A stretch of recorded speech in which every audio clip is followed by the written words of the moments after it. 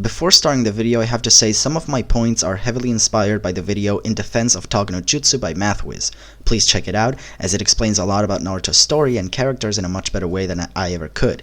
Also, before starting, I just want to say that I'm not an expert writer, and I'm also not an expert in all things Naruto, so I may get stuff wrong, and I probably will. And of course, this is all my opinion and my own interpretation of the story. Let's go. Naruto is an anime and a manga that is very close to my heart. I've known all about Naruto for as long as I can remember. Alongside Dragon Ball, it's one of the shows that I've watched the most as a kid. It's also one of the shows that I've had more video games of as a kid. I remember going to the streets and picking up some Naruto games on the fairs for my PS2, the Ultimate Ninja series being one of my personal favorites. But what I'm here to talk about is something that I realized pretty recently, after coming back to the show after growing up and understanding a bit more about script writing. Naruto has a very misunderstood message. What do I mean by this? Well, let's take a look. Ever since the show ended, and actually during the show's runtime, there's been countless memes, mostly on the Latin American community, which is where I'm from, about Naruto being a hypocrite. Why is Naruto a hypocrite? Well, apparently because the entire message of the manga is to show you that even an underdog can become the best. And as we all know, Naruto is far from an underdog, considering he's not only the holder of the Kyuubi, but also the son of Minato IV, and from the Uzumaki clan, which is known for having an insane amount of chakra in their bodies. And on top of all this, Naruto is also the reincarnation of Hagoromo Otsutsuki's son, the sage of the 6 fucking paths, literally Shinobi Jesus. Now, knowing all this, it's pretty easy to see why people think that not only is Naruto a hypocrite, but also why the show makes no sense. And to this I have two things to say. Number one, Part 1 of the show actually shows this in a much better way, because it's made clear that while the Kyuubi is a great addition to Naruto's self-preservation abilities, meaning that even if he were to almost die, the Kyuubi could take control to ensure Naruto survives, as to not die with Naruto. But also, if Naruto didn't train at all, not only would the Kyuubi break free, but also Naruto wouldn't have ever improved. We're talking about a boy who couldn't even do a basic clone jutsu, not even the shadow clone. So while Part 2 has a lot of bullshit ways of making Naruto OP, like the Kage Bunshin study method in which Naruto does like hundreds of clones to speed up the training process, which while it makes sense, it's also incredibly bullshit in my opinion, because only Naruto can do this. This is still technically training. So he didn't get everything handed to him until the final arc, in which he just gains power-up after power-up, with the Kyuubi Chakra form and the 6 Paths form. Which also, as a side note, I would have personally preferred if Naruto had the same power-ups as the other Jinchuriki, and by that I mean just the Chakra Cloak and the Jinchuriki transformation, because the yellow energy Kyuubi thing looks fucking awful, but that's just my opinion. And for my second answer to this, is the fact that this is not what Naruto is about at all. Naruto is not the story of an underdog overcoming his limits and training to become the best. This is Naruto's initial motivation as a character, alongside Rock Lee, but it's not Naruto's theme as a whole, and as the stakes become larger and larger, Naruto's motivation grew larger too, eventually going from I want to be Hokage to being I want to unify the entire shinobi world too. So then, if Naruto isn't about the story of an underdog overcoming his limits and growing to become the best, what is it about then? Well, let's take a look. One of the enemies that will exemplify what I mean is Gaara. Gaara is a mirror image of Naruto. Being a Jinchuriki himself, he's also all alone and hated by the village. But unlike Naruto, Gaara has accepted this and actually doubled down on it, hating everybody back just as they hate him, loving only and living only for himself. Naruto recognized this in their battle, since Naruto was the same as Gaara, but Naruto had formed connections despite everyone hating him. Naruto knows the pain of loneliness. Naruto also recognizes the power that comes from connections, and that is why Gaara lost, because Naruto had people to protect.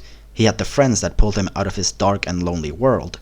Meanwhile, Gaara said that he lived for himself only, while ignoring the fact that he, at least subconsciously, protected his friends too. Just like he protected Temari by shoving her away when he saw Sasuke. Gaara was a walking contradiction, and Naruto not only recognized his pain, but also extended a hand to him by telling him how much he understands Gaara, and why he goes so far as to protect his friends. We're talking about a kid who just had the biggest fight in his life with a murderous mirror image of himself, and even though this kid is willing to stop this murderous maniac, he also understands why he is the way he is, and reaches out to him, which eventually becomes the catalyst for Gaara changing entirely later on and helping Naruto. Meanwhile, Sasuke and Gaara both lost their respective encounters. Sasuke lost because he didn't have anything to protect. He only lives to destroy Itachi, and that's his ultimate goal. Gaara lived to destroy lives and only for himself. With nothing to protect, he couldn't possibly reach into the kind of power that Naruto had access to, and so he lost, and apologized to Kankuro and Temari, who were always there for him despite him not recognizing them. Let's talk about Pain for a little bit now. We all know how this goes. Pain suffered a lot because of war, and he thinks that he can unify the entire shinobi world by making everybody suffer the same fate. He would be willing to make everybody suffer the pain of loss so everyone can understand each other. There's a contradiction in his own ideals that is perfectly explained in Mathwiz's video, but I will talk about another aspect of this arc, the aftermath. After defeating Pain, Naruto goes after the real one, Nagato. Confronted by other Leaf Ninja, Naruto explains what he's going to do. He's going to talk to Pain. Understandably, every other ninja answers with disbelief, and Naruto asks if destroying Pain and the whole village really would be the best choice, and if it would even solve anything at all. The Leaf can't just forgive Pain, and neither can Naruto. Pain obliterated the Leaf and killed Jiraiya, but Naruto goes through with his plan anyways. Right now, Naruto is going through the same pain and hatred that Sasuke went through when his own clan was killed in front of him. Naruto is trembling with rage. He wants to kill Nagato so bad. But first, he wants to understand Nagato. At first, Naruto didn't understand Jiraiya's ideals, but now he wants to put it to the test. He wants to find out how Nagato became the way he became, and Nagato is also interested in Naruto's answer. After hearing Nagato's story filled with death and hatred, Naruto still couldn't forgive Nagato. He just couldn't. Nagato destroyed the village and killed countless. But Jiraiya had faith in Naruto, and so Naruto had faith in Jiraiya's ideals. So while Naruto wanted to kill Nagato, he understood Nagato, and therefore didn't kill him. Although it's important to clarify that Naruto still didn't forgive Nagato and hated him. Although they both had ideals that went against each other, Naruto didn't give up. While Nagato didn't believe that true peace could ever be achieved, and wanted to get revenge for his suffering by making everybody else suffer under the disguise of achieving peace, Naruto never gave up, and promised he would achieve peace not only for the Leaf, but for the Rain Village too, for the entire world, and so Nagato put his faith in Naruto after being understood. Alright, let's talk about the relationship between Naruto and Sasuke. I'm gonna spend some time talking about this for context, so if you want to skip the filler, go to the timestamp here. As I previously stated, Sasuke lost his battle with Gaara because he had nothing to protect. His goal at the time was not protect the Leaf. His goal at the time was gain power so I can kill my brother. And that remained consistent ever since the invasion arc, because Sasuke felt so weak in comparison to Naruto. He wanted more, and Orochimaru offered him more, so how could he ever say no to that? Sasuke felt like nobody understood him at all. He was alone, his family killed, his brother still alive, and he was suffering. How could anyone ever understand him? Well, the reality is, a lot of ninjas understand how Sasuke feels. For example, Kakashi.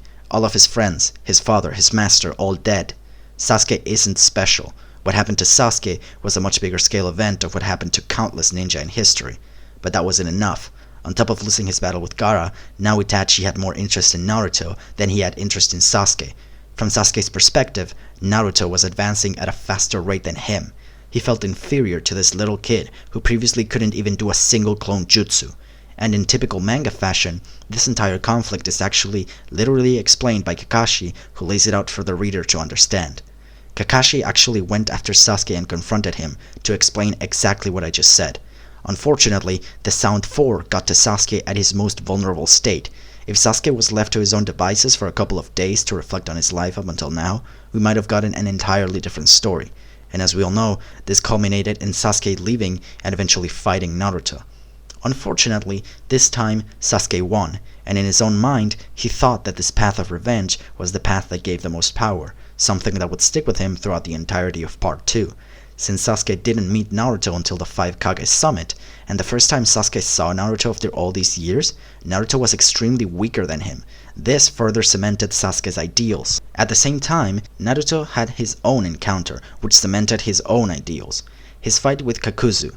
In this fight, Naruto asked everybody to leave him alone and let him fight alone. He wanted to see by himself firsthand if Sasuke's path really was the way to go, and while Naruto was able to obliterate Kakuzu, he also almost destroyed his own arm in the process, further cementing Naruto's own ideals after realizing how self-destructive the lonely path is. Luckily on the final fight, as we all know, Naruto wins against Sasuke, not only because he got stronger due to the Kyuubi being under his control and the Sage of Six Paths mode, but also because by this time, Sasuke was extremely conflicted in his ideals, just like he was in the other fight. Sasuke didn't truly understand Itachi's actions and why Itachi didn't want the same for Sasuke. And even though Naruto tried to make him understand that the path of loneliness and carrying the world in your shoulders leads to failure, Sasuke wouldn't listen. They had to prove that through fighting, and Naruto ended up winning. When confronted about why he would go so far from him, when asked why he was so obsessed with him, and why couldn't Naruto just let him go, Naruto answered with the same thing he always has: because you're my friend. Of course, this is extremely vague, so Sasuke asks, what the hell does that mean? Naruto answers that he understands Sasuke's pain, and every time he sees Sasuke trying to take all the hate into himself, Naruto feels terrible inside. He empathizes with Sasuke because Naruto knows what it's like to have everybody hate you. This surprises Sasuke, because by this point in the story, everybody in the world was trying to get rid of him. Even Kakashi and Sakura, who previously accepted him, now tried to kill him, and with good reason, because Sasuke was not only a deserter, but also essentially a terrorist and a mass murderer, but I'll touch on that a little later on. Despite all this, despite Sasuke clearly showing signs of going down the dark road every single time a bit furthermore, Naruto never gave up on him. Naruto was his only connection, and while Naruto didn't understand Sasuke before, he did now. Alongside the fact that even Sasuke was hesitant on his own ideals of bearing the hatred of the world on his own, Sasuke admitted defeat. Not only defeat of the battle, but also defeat of his ideals. Throughout the entire story, Sasuke thought nobody understood how he felt, that nobody understood his sadness and hatred, but Naruto did understand, and by losing the fight, Sasuke finally realized this. I could keep going with a lot more enemies. Kurama was for a long time the biggest threat to Naruto's life and friends. He was treated as an annoyance, used only for his chakra and nothing else, but Naruto acknowledged Kurama, thanked him for his support, and they began working together instead of it being a matter of using each other for power. And thanks to this new connection, they began protecting each other. Kurama stopped being the demon fox that terrorized everyone and became an ally of the leaf, and this bond enabled Naruto to tap into unbelievable power. I hope you understand now what I mean by people misunderstanding Naruto's theme. Time and time again, throughout the entire story, it is shown to us, through Naruto, what this manga is trying to accomplish. While characters like Rock Lee are trying to accomplish their own goals, in this case reaching the top even though you have no special skills, and different ideals are explored throughout different characters, all of them clashing with Naruto's own ideals, the main meat of the story is about understanding, about empathy, about forming connections and protecting those connections, and never going alone on a self-destructive path fueled by anger and hatred. At least, that is my interpretation of it. I'm sure someone else can word it in a different way, but what I'm trying to achieve with this video is for you to understand Naruto's actions and Naruto's message, the manga, not the character. Naruto the character wants to become Hokage and reach the top, while at the same time achieving peace for the ninja world. Naruto the manga tries to show you how understanding, empathizing with others can lead to a better understanding of each other's suffering, and how this in turn can help those in need of a hand change for the better, to achieve peace, not through forced peace like Pain, Madara and Sasuke were trying to achieve, but by willfully trying to understand each other. Of course, I say try because Kishimoto takes this very cool and honestly worth exploring ideal and exaggerates it a fuck ton. One of the biggest memes is Naruto saying that to him, Obito is the coolest guy. And while some people tried their best to explain this moment, and I applaud them for it, because Naruto is definitely a show worth watching, I'm gonna have to say this is inexcusable in my opinion. Obito did show signs of changing and saying he was wrong, but while Naruto immediately forgives Obito, in previous chapters when faced against Pain, who arguably was around the same level of douchebag as Obito, Naruto couldn't even hold himself. He directly said to Pain, "I cannot forgive you, but I understand you, so I won't kill you." Not only is Naruto's immediate forgiveness of Obito unbelievable, but Obito's own sudden change of his ideals is also unbelievable. You'd think that a person like Obito, who has believed for something for his whole life and carried cruel plans against his own village and clan, murdered countless of people, and started a war, that he would at least suffer from a giant panic attack at the mere thought of all of this having been done for nothing and that he was wrong. Similarly, someone like Sasuke would suffer the same fate too, although Sasuke did undergo a massive panic attack when he was told the truth, just like anyone would. It's very unlikely that someone like Sasuke could be easily forgiven after working with an organization like Akatsuki and killing countless. Sasuke did have a pretty decent change, because there was a lot of time and interactions for him to shape his own ideals, and his change was more gradual than sudden like other antagonists. But I digress. I understand that writing manga for a magazine is extremely difficult, especially for a weekly magazine. But in my opinion, if you're going to become a mangaka for something like Weekly Shonen, I'd expect you to at least have 90% of the story already planned and finished before pitching your idea.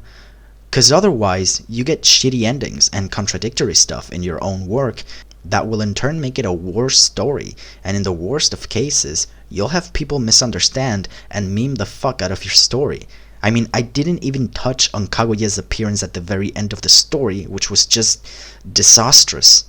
Despite all this, Naruto is still a show that is very close to my heart, and while I admit that it's far, far from perfect, and in some aspects it's very bad, there's enough good stuff in the anime and manga to make me recommend watching through it at least once. I personally enjoy reading the manga more because it's faster and I get the full intent of the mangaka without filler or changes to the story. But I'm sure there's some useful guides on the internet to watch Naruto while avoiding all the fillers. With all this being said, I hope I made you understand what I believe is Naruto's misunderstood message. Thank you so much for watching.